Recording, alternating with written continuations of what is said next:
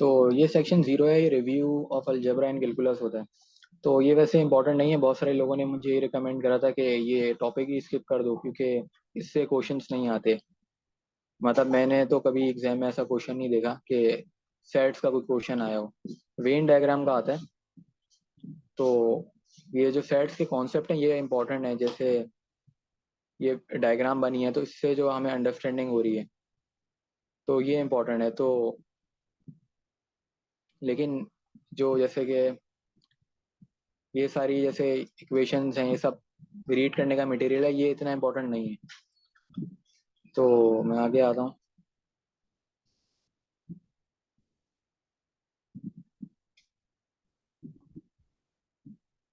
अच्छा, ये जो ग्राफिंग वाला टॉपिक है ये इंटर की मैथ्स का है, तो ये भी इंपॉर्टेंट नहीं है, ये सिंपल सिर्फ रिव्यू है जो कैलकुलस की बेसिक्स होती हैं। ये भी सारे मतलब ऐसे टॉपिक हैं जो काम के नहीं है हमारे लिए। अच्छा, ये जो रूल्स ऑफ डिफरेंशिएशन है ना ये सारे, ये इंपॉर्टेंट है लेकिन आगे के टॉपिक्स के लिए। जो यूनिवेरिएट का सेक्शन है या मल्टीवेरिएट का सेक्शन है जहाँ पे इंटीग्रेशन आती है, हम इंटीग्रेट करके मीन निकालते हैं, या सीडीएफ को हम डेरिवेटिव लेते हैं सीडीएफ का। तो ये सारे रूल्स हैं ये हमें आने चाहिए, लेकिन ये जो एग्जाम है मॉक टेस्ट है उसके अंदर इतने आगे के चैप्टर नहीं है। तो इसलिए ये भी मतलब अभी के लिए इम्पोर्टेंट नहीं है। वैसे जो एग्जाम होगा तो उसके लिए मैंने ये करा था कि यूट्यूब पे बहुत सारे चैनल्स हैं जो मतलब बेसिक से इंटीग्रेशंस की बताते हैं। वैसे तो इंटर में पढ़ा हुआ होता है लेकिन लोग भूल जाते हैं, तो उसके लिए ये जैसे पावर रूल है तो यूट्यूब पे सिंपल सर्च करना है पावर रूल, तो इसकी वीडियो आ जाएगी।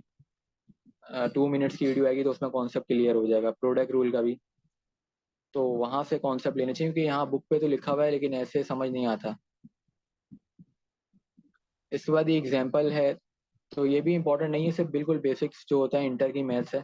जिसने इंटर की मैथ नहीं पढ़ी सही से उसके लिए ये है कि वो यूट्यूब पे स्टेप बाय स्टेप टॉपिक्स, जैसे ये हॉस्पिटल रूल है, ये रूल लगता है मैंने कुछ क्वेश्चंस में देखा है लेकिन इतना यूज नहीं है, एक दो को सवाल से ज्यादा का यूज नहीं है इसका। लेकिन ये भी आगे के चैप्टर में यूज होता है।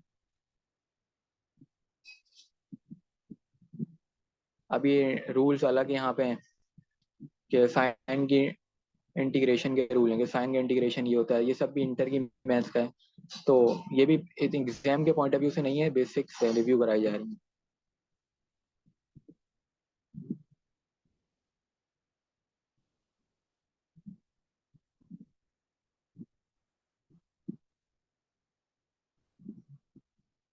अच्छा, ये जो सवाल है ना अर्थमेटिक और ज्योमेट्रिक प्रोग्रेशन, ये फर्स्ट ईयर की मैथ्स में 6 चैप्टर था, जीपी एचपी करके हम निकाला करते थे। तो ये वही चीज़ें, लेकिन ये यूजफुल बहुत ज़्यादा हैं क्योंकि अक्सर एग्जाम्पल्स ऐसी होती हैं जहाँ पे हमें सम टू इन्फिनिटी प्रोबेबिलिटी निकालनी होती है।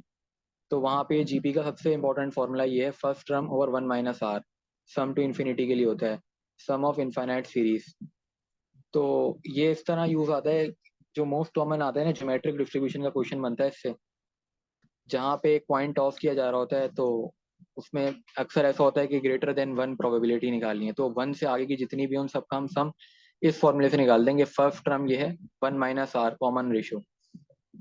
तो ये भी मतलब यूट्यूब में मिलेगा ज्योमेट्रिक का, कि ज्योमेट्रिक प्रोग्रेशन क्या होता है, अर्थमेटिक। तो ये जो टॉपिक्स हैं ये इंपॉर्टेंट है ज्योमेट्रिक और अर्थमेटिक का। मोस्ट इंपॉर्टेंट तो ज्योमेट्रिक ही है, अर्थमेटिक के मैंने नहीं सवाल देखे कोई, लेकिन ज्योमेट्रिक के जो फॉर्मूलाज यहाँ पे लिखे हुए हैं सारे आने चाहिए। लेकिन मैंने चैप्टर 5 तक ज्योमेट्रिक प्रोग्रेशन देखा नहीं है बिल्कुल भी। ज्यादातर डिमॉर्गन्स के सवाल थे और अ, एक और तरह के सवाल थे। हाँ, और इस तरह के प्रोग्रेशन वगैरह नहीं आए थे इस वक्त तक। नहीं, प्रोग्रेशन का सवाल नहीं आता, वो सवाल जो है अलग तरीके से भी हो सकता है। हर एक सवाल का करने के बहुत तरीके हो सकते हैं। जैसे ये सेट थ्योरी का क्वेश्चन है तो इसमें वेन डायग्राम से कुछ लोग करते हैं, कुछ लोग इक्वेशंस बना के करते हैं, दो रास्ते हैं। तो वेन डायग्राम इजी होता है, कम टाइम लगता है। इसी तरह ना ज्योमेट्रिक प्रोग्रेशन का फॉर्मूला अगर पता हो तो काम आसान हो जाता है। ये इन्फिनिट हाँ, सीरीज वाला फॉर्मूला। अभी तो कैलकुलेटर नॉर्मल वाला ही मैं यूज कर सकती हूँ ना, मतलब साइंटिफिक चैप्टर 5 तक के लिए। हाँ अभी तो वही हो सकता है, वैसे एग्जाम में भी वो हमें अलाउ नहीं है, वरना तो हमारा काम चल सकता है उसके भी, कोई मतलब ऐसा मसला नहीं कैलकुलेटर का। चलो सही है, सही है।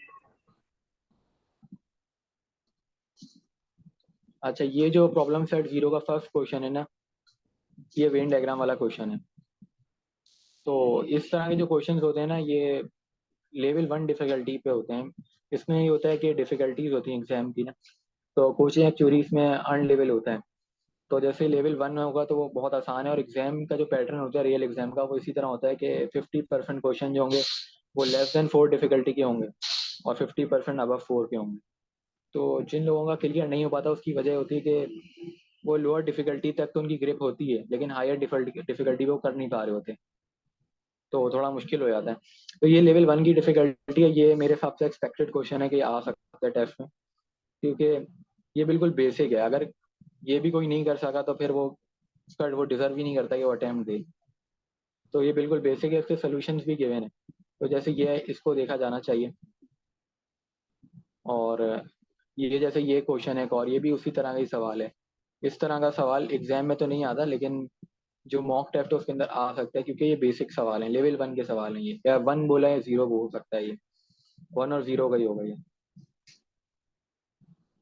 तो ये वेन डायग्राम से भी की जा सकते हैं और इक्वेशंस बना के भी किए जा सकते हैं। आप इनको कर वो सकता है जिसके पास कॉन्सेप्ट होगा कि इंटरसेक्शन में किस किस्म की डायग्राम बनाई जाती है, कि अगर इंटरसेक्ट हो रहे हैं तो दो सर्कल आपस में यूं ज्वाइन हो रहे होते हैं। जैसे ऊपर जो मैंने बताया था वहां पे डायग्राम्स बनी हुई थी, थ्योरी जो थी रिव्यू वाले सेट में, तो उनको जो रीड करेगा वो कॉन्सेप्ट गेन कर सकता है। वरना यूट्यूब पे भी सेट थ्योरी के नाम से बहुत वीडियोस अवेलेबल हैं कि सेट थ्योरी का कॉन्सेप्ट लेने के लिए। ये भी एक अच्छा क्वेश्चन है, कि ये भी आसान सवाल है, लेकिन ये इम्पोर्टेंट है मेरे हिसाब से ना। लेवल वन का वहाँ पे एग्जाम होगा, कोई हार्ड नहीं होगा, क्योंकि चैप्टर भी कम रखे हैं उन्होंने, तो उसमें ये भी आ सकता है।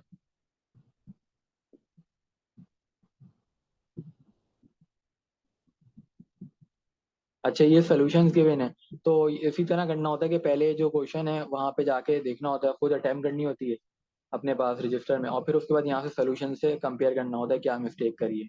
और अगर कॉन्सेप्ट नहीं आ रहा होता तो फिर यूट्यूब पे या बहुत से लोगों के पास कोचिंग चोरी होता है, उससे लोग देख लेते हैं।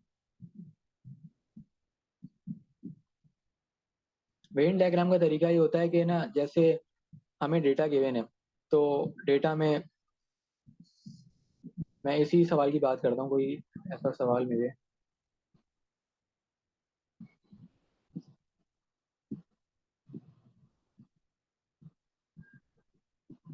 ये जैसे क्वेश्चन थ्री है हमारा, इसके अंदर हमें तीन मतलब इवेंट्स हैं ए बी और सी।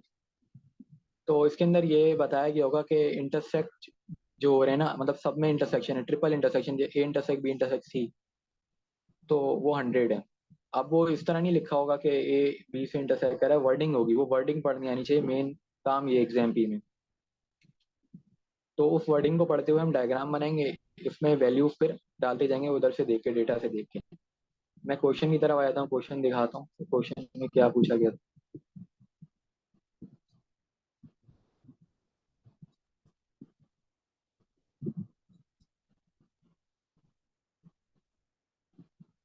अब जो क्वेश्चन थ्री है ये एक इंपॉर्टेंट क्वेश्चन है, और अगर इस तरह के एक दो क्वेश्चन भी कर लिए तो फिर कोई भी क्वेश्चन आ जाए कर सकते हैं, कोई मसले की बात नहीं। तो पहली जो हिंट हमें दी गई है वो ये है कि 1000 पार्टिसिपेंट्स हैं, तो इससे हमें पता चल गया कि टोटल जो हमारे पार्टिसिपेंट है वो 1000 है।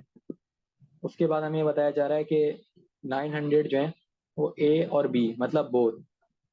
बोथ का मतलब ये है कि यूनियन, इस वर्डिंग को याद रखना है कि बोथ अगर लिखा हुआ आ रहा है इसका मतलब है यूनियन। और यूनियन का मतलब ये होता है कि अगर दो सर्कल हैं, जैसे एक ए और एक बी है, दोनों आपस में इंटरसेक्ट भी कर रहे हैं, तो जो उनका पूरी वैल्यू है ना, उसकी वैल्यू 900 है। इसी तरह ए और सी की इंटरसेक्ट मतलब यूनियन जो है पूरा, अब यूनियन का फॉर्मूला ये होता है कि A plus B minus A intersect C. तो ये मतलब तीन चीज हमें गिवन है कि सबका यूनियन गिवन है इन तीनों का। उसके बाद हमें ए गिवन है, बी गिवन है, सी गिवन है। तो अब हमें ए गिवन है और बी गिवन है, और ए और बी का यूनियन गिवन है, तो इससे हम इंटरसेक्शन निकाल लेंगे क्योंकि फॉर्मूला होता है A union B is equal to A plus B minus A intersect B. A intersect B हमारे पास नहीं है, ए भी है और यहाँ पे बी भी है और इनका यूनियन भी है, तो हम सिंपल इक्वेशन को सॉल्व करके निकाल सकते हैं। और फिर इसके बाद ए इंटरसेक्ट सी भी निकाल सकते हैं, बी इंटरसेक्ट सी भी निकाल सकते हैं। और फिर जो ट्रिपल इंटरसेक्शन होगा ना वो हम ऐसे निकालेंगे कि हमें टोटल पता है कि टोटल 1000 है, तो जो रिमेनिंग नंबर होंगे तो हम मतलब सबका सम कर लेंगे और माइनस करेंगे 1000 से, तो हमें जो मिडिल वाली वैल्यू होगी वो मिल जाएगी। ये इक्वेशन से भी किया जा सकता है और वेन डायग्राम से मैं सोल्यूशन के ऊपर आता हूँ। ये सोल्यूशन 3 का, नहीं 3 का ये। तो ए यूनियन बी जो था वो 900 था, तो यहाँ पे हम सम करके चेक कर सकते हैं कि ये पूरी वैल्यू मतलब 100 150 100 150 200 200 ये पूरा बनेगा 900।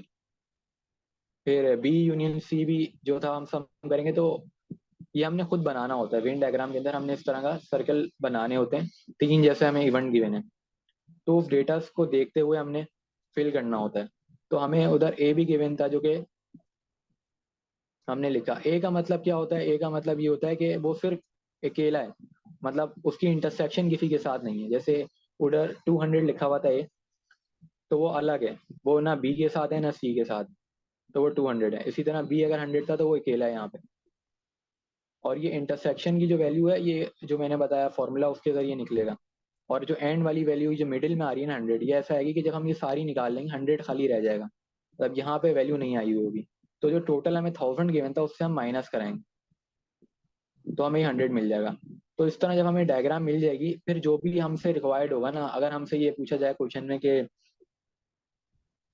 प्रोबेबिलिटी बताएं कि जो मतलब है वो सिर्फ बी हो, मतलब जो भी चीज़ हो रही है वो सिर्फ बी में हो, किसी और के साथ इंटरसेक्शन ना हो, तो हम 100 लिख देंगे।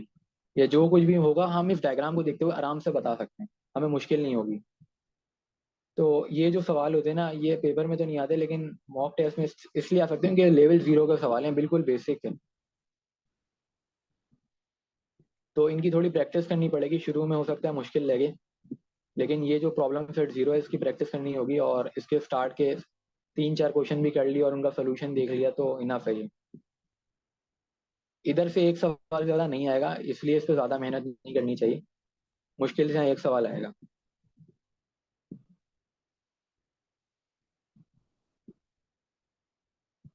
अब यहाँ पे सेक्शन 1 स्टार्ट होता है। बहुत सारे लोग मुझे ये बोलते हैं कि सेक्शन 0 को तो स्किप कर देना चाहिए, वो काम का ही नहीं है।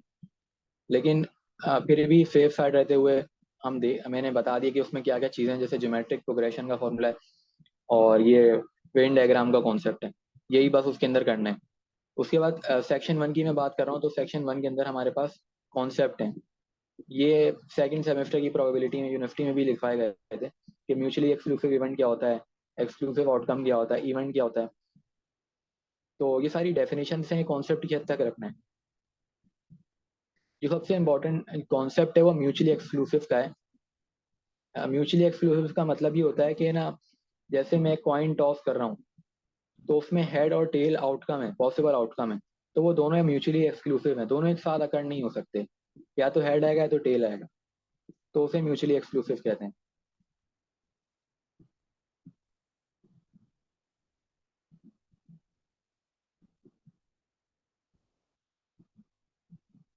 अब ये डिमॉर्गन लॉ है, ये भी बहुत इंपॉर्टेंट लॉ है, और इस लॉ के बगैर बहुत सारे सवाल नहीं हो सकते।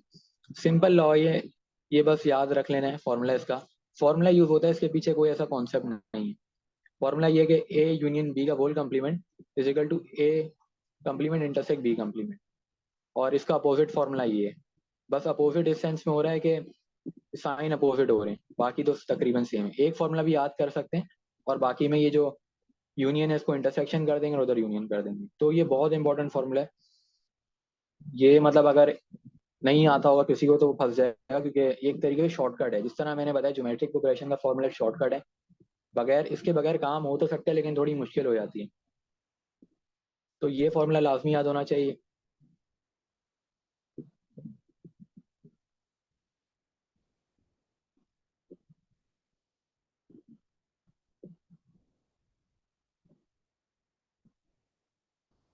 अब यहाँ पे ये जो एग्जांपल्स है ना, ये डायग्राम से जो समझाया जा रहे हैं, ये जस्ट कॉन्सेप्ट के लिए, यूनियन और इंटरसेक्शन के जो लोगों के माइंड में नहीं होते अक्सर। तो अगर किसी के कॉन्सेप्ट वैसे ही क्लियर है, या यूट्यूब पे एक दो वीडियोस देख ली, इंटरसेक्शन और कम्प्लीमेंट, ये जो बेसिक्स हैं, ये तो मैट्रिक इंटर में पढ़ा हुआ है सबने। तो मेरा नहीं ख्याल कि रीड करने की ज़रूरत है, बस कॉन्सेप्ट होना चाहिए। और यूट्यूब पे लोग 5 मिनट में भी एक्सप्लेन कर देते हैं, और इतना टफ नहीं है टॉपिक ये इंटरसेक्शन और यूनियन वाला।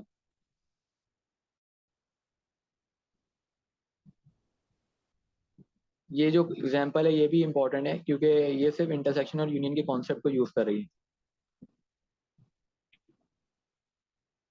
अब इसके करने के दो तरीके हैं। एक तरीका तो ये इक्वेशन के थ्रू हुआ हुआ है। अब यहाँ पे ना ये मेन फॉर्मूला ये याद करना पड़ेगा। ये फॉर्मूला है ट्रिपल यूनियन का, मतलब सब एक तरीके से तीन एलिमेंट है, उन सबका यूनियन है। तो उसका फॉर्मूला ये याद करना पड़ेगा। मतलब जैसे probability of R union I union T is equal to R plus I plus T minus intersection सबकी, और फिर एंड में ट्रिपल इंटरसेक्शन प्लस। ये फॉर्मूला बहुत इंपॉर्टेंट है, ये याद करना पड़ेगा। मैं जो चीज़ें इंपॉर्टेंट बता रहा हूँ ये मतलब मेमोराइज होनी चाहिए, क्योंकि फॉर्मूला शीट में गिवन नहीं होती। दूसरा तरीका ये भी है, इस तरीके से भी हो सकता है। और ये तरीके, इस तरीके से वैल्यू निकाल के हम इस तरीके से भी, दोनों तरीके से अपना काम करें तो उससे आंसर की रीचेकिंग हो जाती है। अच्छा, मैं ये बोलता हूँ कि ना, जैसे 5 चैप्टर हैं मॉक टेस्ट में, तो कोई इस तरह की गलती ना करे कि एक ही चैप्टर पे सारा टाइम लगा दे। जैसे सेट्स का टॉपिक है, या किसी को अगर मुश्किल हो रही है तो स्किप भी कर सकता है, कोई ऐसा मसले की बात नहीं है, क्योंकि इसकी वेटेज कम है रियल एग्जाम में भी, और उधर भी कम ही होगी, क्योंकि इतना इंपॉर्टेंट टॉपिक नहीं है। एक क्वेश्चन या दो क्वेश्चन आते हैं यहाँ से भी।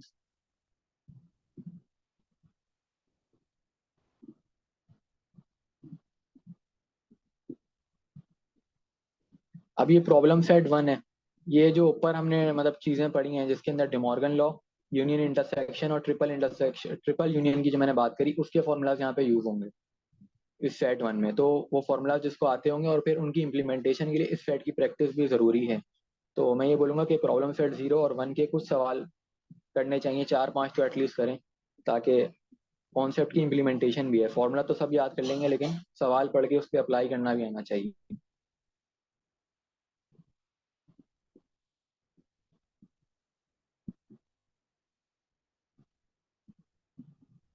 अब ये सेक्शन 2 है, ये बहुत इंपॉर्टेंट सेक्शन है कंडीशनल प्रोबेबिलिटी का।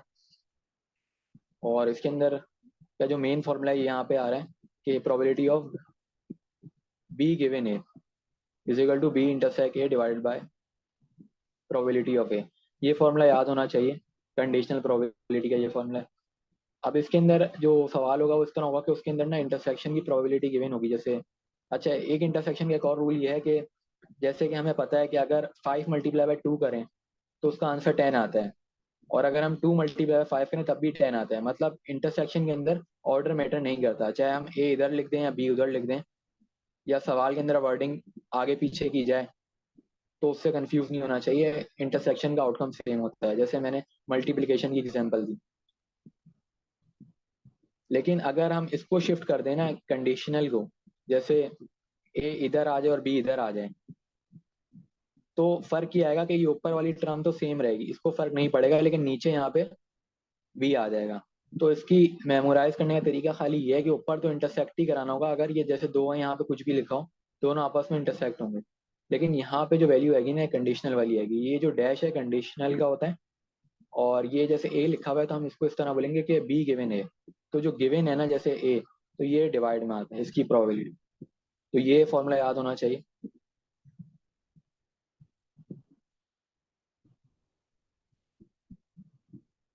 अब ये इसकी एग्जांपल यहाँ पे गिवन है,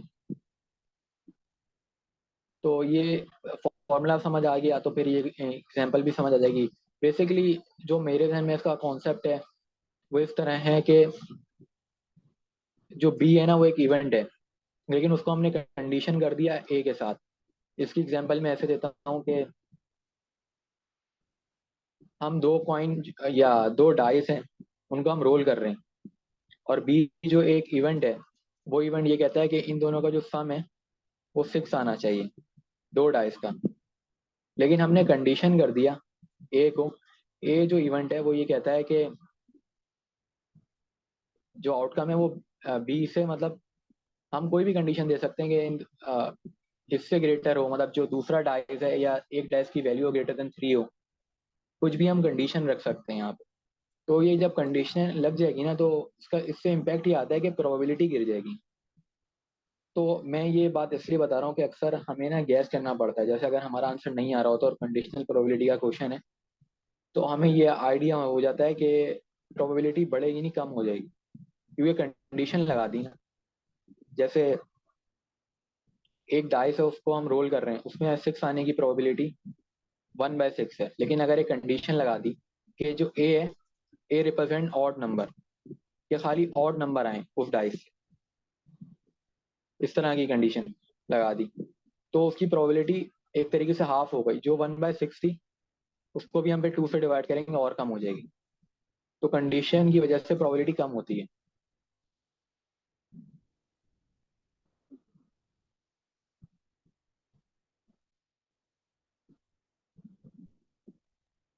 अच्छा, एक और कॉन्सेप्ट है ट्री डायग्राम का। ये कॉन्सेप्ट जो है, ये जब यूज किया जाता है जब ऐसे सवाल हो कि हमारा जहन काम नहीं कर पा रहा हो। एग्जाम्पल के तौर पे जो मैं मुझे सवाल पता है इसका, वो इस तरह होता है कि जैसे दो बॉक्स हैं जहाँ पे डिफरेंट कलर की बॉल हैं, जैसे रेड बॉल है और ब्लैक बॉल है। तो हमने बॉक्स 1 से बॉक्स 2 में बॉल भेजी। तो अब बॉल भेजने के दो तरीके होंगे ना, या तो ब्लू जाएगी या तो ब्लैक जाएगी। और जो बॉक्स भी है वहां पे भी फिर ब्लू और रेड बॉल होंगी। तो उधर उनके में क्या इंक्रीज आएगा, और फिर उनसे वापस जब हम भेजेंगे, तो ये उसी तरह का ये बना हुआ है एग्जाम्पल, एक चार्ट बना हुआ है। तो ये मैं बोलता हूँ बहुत ही कंफ्यूजिंग क्वेश्चंस होते हैं कि अगर मैं इस क्वेश्चन को देख लेता हूँ, लिखा हुआ है कि on one contain two white and two black balls, on two contain three white and two black balls, and on is chosen at random and a ball is randomly selected from that on. Find the probability that ball is chosen on. ये फिर भी मतलब आसान है, जो इसके आगे के लेवल का सवाल है वो बहुत मुश्किल होते हैं। इधर ये है कि जैसे उनको हम ये बोल सकते हैं कि एक बैग है, वहाँ पे दो वाइट हैं दो ब्लैक हैं, और दूसरा बैग है जहाँ पे तीन वाइट हैं और दो ब्लैक हैं। तो वहां से जब हम बॉल चूज करेंगे, मतलब सबसे पहले हम ऑन चूज करेंगे, मतलब हम बैग चूज करेंगे कोई भी, and on is chosen at random. तो कोई भी रैंडमली चूज हो जाएगा। जैसे दो बैग हैं, दोनों की चूज होने की प्रोबेबिलिटी क्या होगी, 0.5 होगी। हम कोई भी ले सकते हैं। उसके बाद कह रहे हैं कि अब उस जो भी सिलेक्ट होगा ना, उसके अंदर से एक बॉल उठाई जाएगी। अब बॉल भी रैंडमली उठाई जा रही है, तो अब प्रोबेबिलिटी बतानी कि जो बॉल है वो वाइट हो। तो इसका मैं अगर मैनुअली बताऊं जबानी तौर पे किस तरीके से हो रहा है ये, तो हम ना कंडीशन सोचेंगे अपने माइंड में। पहली कंडीशन की प्रोबेबिलिटी निकालेंगे और फिर दूसरी कंडीशन की निकालेंगे और दोनों को सम कर देंगे। पहली कंडीशन ये हो गई कि हमने बैग 1 उठाया, रैंडमली उठाया, उसकी प्रोबेबिलिटी हो गई 0.5। और फिर वहां से हमने बॉल उठाई, तो बैग 1 में वाइट बॉल उठाने की प्रोबेबिलिटी भी 0.5 है। तो पहले बैग की प्रोबेबिलिटी हो गई टोटल 0.25 मल्टीप्लाई कराने के बाद। अब हम दूसरे बैग को उठाते हैं, दूसरे बैग को उठाने की प्रोबेबिलिटी है 0.5, और वहां से वाइट बॉल उठाने की है 3/5। हम मल्टीप्लाई करा के और दोनों प्रोबेबिलिटीज का सम कर देंगे। अब ये मैंने डायरेक्ट करे बगैर इस ट्री डायग्राम के। सही है। अब मैंने जो बताया उसका मैं आंसर निकालता हूँ और फिर कंपेयर करता हूँ कि वही है या नहीं। कैलकुलेटर में ओपन कर लेता हूँ।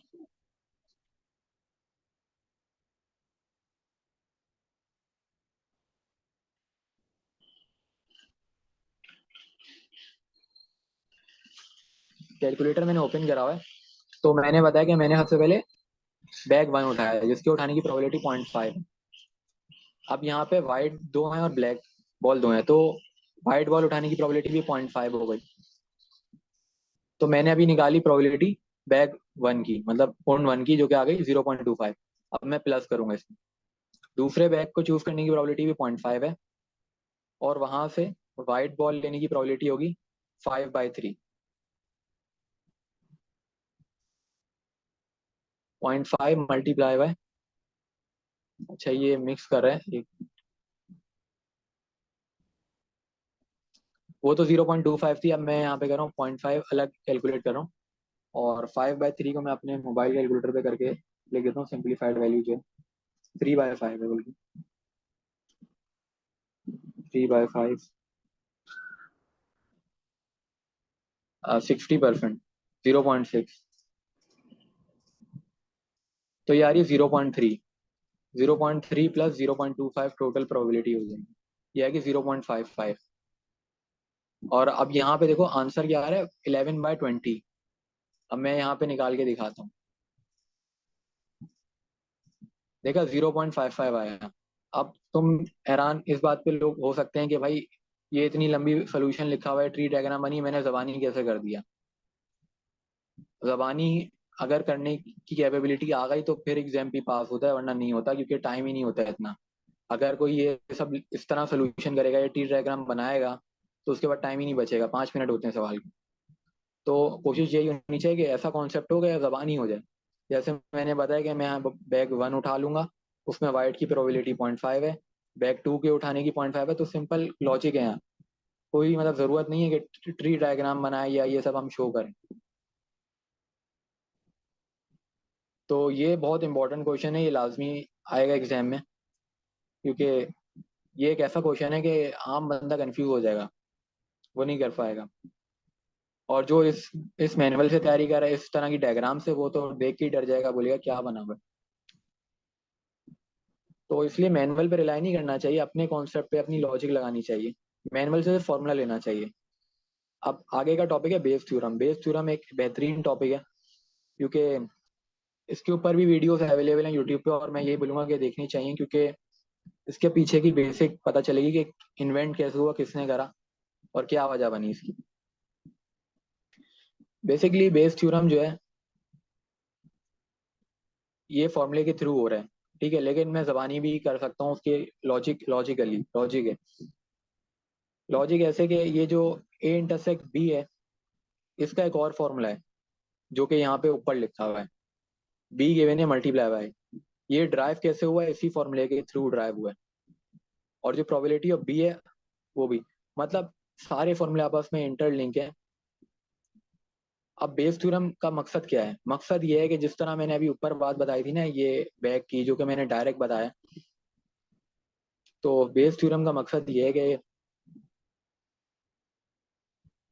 कि जो प्रोबेबिलिटी ऑफ बी है उसको हमने इस तरह कैसे लिखा। पहला क्वेश्चन हर एक के माइंड में यही आएगा, इसका मैं जवाब देता हूँ कि बी जो है एक इवेंट है। तो ये बी इवेंट है, लेकिन ये इवेंट जो है कंडीशन है। कंडीशन है किस पे? ए के ऊपर। अब यहाँ पे कंडीशन ऐसी बन रही है कि प्रोबेबिलिटी ऑफ बी का मतलब है कि बी की टोटल प्रोबेबिलिटी क्या है, वो ऐसे हमें पता चलेगी कि जो इवेंट है वो अकर हुआ और बी उसके बाद बी अकर हुआ, मतलब कंडीशन है। एक तो ये केस हो गया, दूसरा केस ये हो गया कि इवेंट ए अकर नहीं हुआ लेकिन इवेंट बी अकर हो गया। तो ये जो डैश लगा हुआ है इसका मतलब है कंप्लीमेंट, कि इवेंट ए अकर नहीं हुआ। तो ये लॉजिक है, ये बेसिकली फॉर्मूला भी मेमोराइज करना चाहिए। और इसका कॉन्सेप्ट के लिए मैं ये बोलूंगा कि यूट्यूब पे 1-2 सर्च करके वीडियोस, बहुत अच्छी वीडियोस हैं यूट्यूब पे इसके ऊपर, वो देखनी चाहिए। और इसकी जो नीचे सोल्यूशन है, मतलब प्रैक्टिस प्रॉब्लम है सेट में, वो करनी चाहिए, क्योंकि बहुत इंपॉर्टेंट टॉपिक है। इससे 3 से 4 सवाल लग जाते हैं, क्योंकि तुम लोग के चैप्टर का हमें 5 चैप्टर हैं, तो इससे तो अच्छे खासे सवाल लगेंगे बेस थ्योरम से। और ये टफ टॉपिक है, मतलब न्यू बंदे के लिए टफ है जिसको पहले नहीं पता।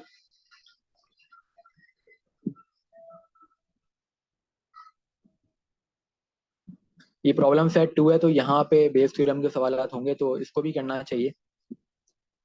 तो अच्छा खासा टाइम लगेगा, क्योंकि समझना भी पड़ेगा, प्रैक्टिस करनी पड़ेगी। एंड में सोल्यूशन भी गिवन है, लेकिन पहली चीज तो ये होनी चाहिए कि बेस थ्योरम का कॉन्सेप्ट यूट्यूब से लिया जाए और उसका फॉर्मूला याद किया जाए। सारे टॉपिक को इस तरह पहले अंडरस्टैंडिंग डेवलप की जाए, फिर सोल्यूशन की तरफ आ जाए। क्योंकि अगर कोई बंदा सोल्यूशन अटेम्प्ट कर रहा है और वो गलत कर रहा है, तो वो टाइम जाया कर रहा है, क्योंकि उसने लर्न नहीं करा। पहले लर्न कर ले फिर सही सोल्यूशन करे। माइनर सी गलती वो समझ आती है, लेकिन बिल्कुल ही गलत अटेम्प्ट करना टाइम वेस्ट है।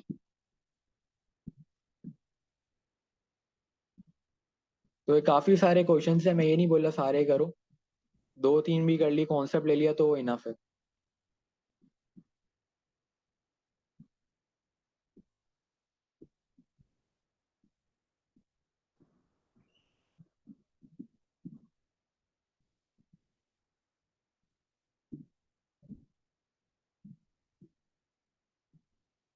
अब आगे सेक्शन 3। तो सेक्शन 3 जो है combinational principle and permutation and combination है। ये ऐसा टॉपिक है कि इसके ना सवाल सबसे हार्ड होते हैं। मतलब सबसे डिफिकल्ट क्वेश्चन जो भी मतलब लोग हैं ना वो यही बोलते हैं इसके आते हैं। इसकी वजह है कि यहाँ पे बहुत लोग कंफ्यूज करने वाले क्वेश्चन है ये। यहाँ पे फॉर्मूले का ऐसा गेम नहीं कि कैलकुलेटर से कम्बिनेशन और परम्यूटेशन डायरेक्ट लग जाता है, लेकिन अंडरस्टैंडिंग थोड़ा डिफिकल्ट है इसकी।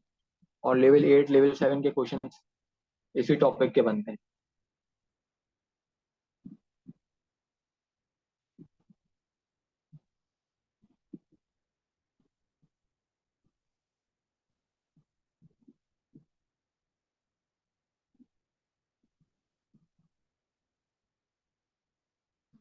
जैसे कि एग्जाम्पल है ये कार्ड वाली, जो कि इंपॉर्टेंट एग्जाम्पल है। तो एक और मैं इसका शॉर्टकट बताता हूँ कि अगर किसी को हाइपर ज्योमेट्रिक डिस्ट्रीब्यूशन आती है, उसका फॉर्मूला आता है, उसका कॉन्सेप्ट और अंडरस्टैंडिंग है, तो वो यहाँ पे यूज हो सकता है। मतलब इस टॉपिक को स्किप भी किया जा सकता है उस बंदे की तरफ से जिसको हाइपर ज्योमेट्रिक है, क्योंकि हाइपर ज्योमेट्रिक में कम्बिनेशन लगता है लेकिन परमिटेशन नहीं लगता हाइपर ज्योमेट्रिक में। तो परमिटेशन यहाँ से लेना पड़ेगा। तो ये एग्जाम्पल इंपॉर्टेंट है। तो यहाँ पे लिखा हुआ है कि 5 card in ordinary deck of 50 in a poker hand of 5 cards from an ordinary deck of 52 cards. How full in the hand of consisting 3 one rank, other rank, such as king.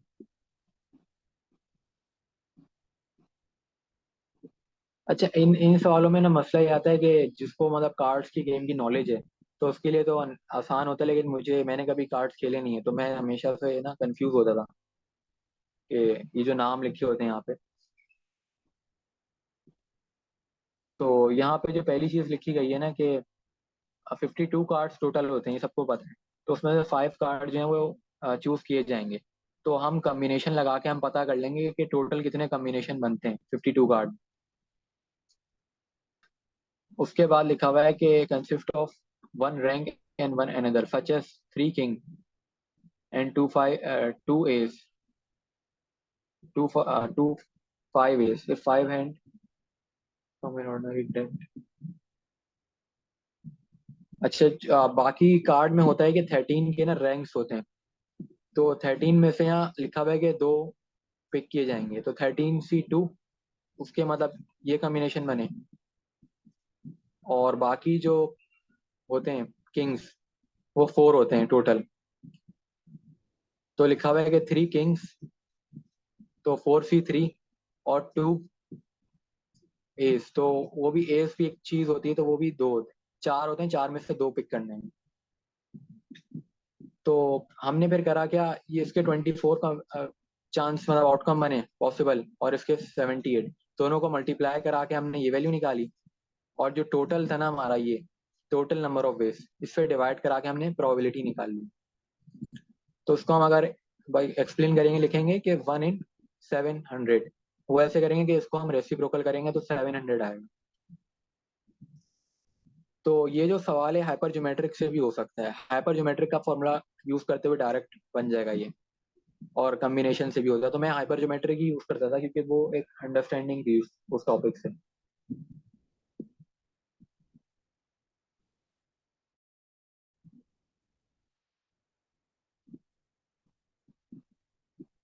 अच्छा, ये एक question है, ये काफी important question है। इस question में लिखा हुआ है कि 30 item in are arrange in 6 by 5 as shown. Calculate the number of ways from a three distinct item from a set of three distinct items such that no two item of selected in the same row or column. मतलब इस तरह हमें select करने के same row और same column से select ना हो। जैसे अगर मैंने A1 सिलेक्ट करा तो मैं नेक्स्ट आइटम जो है यहाँ से भी सिलेक्ट नहीं कर सकता और यहाँ से भी नहीं कर सकता। मैं फिर A7 कर सकता हूँ। तो अब जैसे मैं सपोज करता हूँ मैंने फर्स्ट आइटम ये सिलेक्ट कर लिया, तो नंबर ऑफ वेज से हमें पता ही चल रहा है कि कितने वेज हैं। तो यहाँ पे अभी फर्स्ट ऑफ ऑल हमारे पास 30 नंबर है, तो हम 30 में से कोई भी सिलेक्ट कर सकते हैं। तो हम क्या करेंगे, 30 × मतलब फर्स्ट चीज हो गई 30। उसके बाद हमारे पास ये बचते हैं, जैसे मैंने ये सिलेक्ट कर लिया तो मेरे पास ये बचते हैं, तो अब हम इनको काउंट करेंगे। 1 2 1 2 3 5 है ये, और ये 4 5 4 20। तो अगर इसको भी सिलेक्ट कर लेता हूँ मैं, तो ये पूरे सिलेक्शन में मतलब 20 नंबर है यहाँ पे। तो पहले 30 ऑप्शन दे पे 20, तो 30 मल्टीप्लाई 20। अब उसके बाद मैं इसको करता हूँ, तो ये है मेरे 4 12, तो ये 12 है। तो 30 मल्टीप्लाई 20 मल्टीप्लाई 12, तो हमारा आंसर आ जाएगा सिंपल।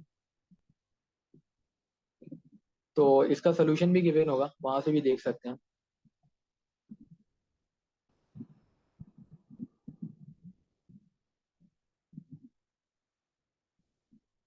अच्छा, तुम लोगों को कितने सेक्शन गिवन थे मतलब प्रिपरेशन के लिए? चैप्टर 5 तक गिवन है ना? चैप्टर 5 तक गिवन, मतलब सेक्शन 5 तक कि चैप्टर 5? चैप्टर 5 तक। एक मिनट में देख लो।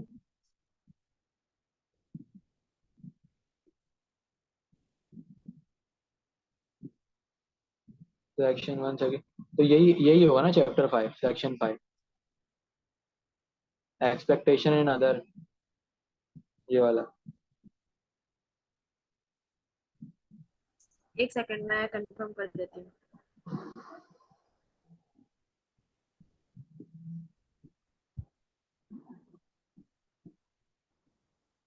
यस यही है, सेक्शन 5 ही सही है, यही तो है। अभी हमने ना सेक्शन कहाँ तक कर लिया, 0 को तो मैंने तकरीबन इग्नोर ही करा है, बस कुछ चीज़ें मैंने बताई कि ज्योमेट्रिक याद रखना है। सही है। और ये डिफरेंशिएशन और इंटीग्रेशन के कॉन्सेप्ट तो पहले भी तकरीबन आते होंगे। डिमॉर्गन लॉ का फॉर्मूला याद रखना है। इवेंट्स की तो कॉन्सेप्ट ले लेते हैं, बेस थ्योरम याद रखना है, और कंडीशनल प्रोबेबिलिटी का फॉर्मूला याद रखना है। और इसके अंदर मैंने बोला है कि हाइपर ज्योमेट्रिक पता होना चाहिए। तो मीटिंग का टाइम एंड होने वाले, मैं दोबारा लिंक भेजता हूँ ताकि ये मैं फिर डिस्कस करा दूँ बाकी रिमेनिंग जो दो रह गए सेक्शन। Okay sure.